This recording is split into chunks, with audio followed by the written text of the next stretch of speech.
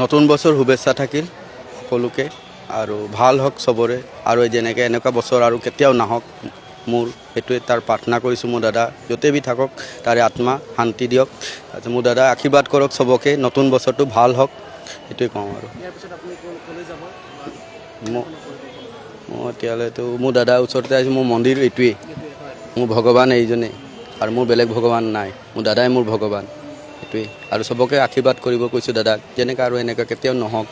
ৰাইজৰ যথেষ্ট সোঁত দেখিছোঁ আমি ইয়াত মন্দিৰলৈ যেনেকৈ যে তেনেকৈ আপুনিও পৰিৱেশটো দেখি কি অনুভৱ কৰিছে? দাদা সদায় বুকুতেই থাকিব ৰাইজৰ, সদায় থাকিব লাগিব। মোৰ দাদা চবৰ লগত থাকিব লাগিব। Thank you. নতুন বছৰ শুভেচ্ছা থাকিল সকলোকে আৰু ভাল হওক চবৰে আৰু যেনেকৈ এনেকুৱা বছৰ আৰু কেতিয়াও নাহক মোৰ সেইটোৱে তাৰ প্ৰাৰ্থনা কৰিছোঁ। মোৰ দাদা য'তে বি থাকক তাৰে আত্মা শান্তি দিয়ক।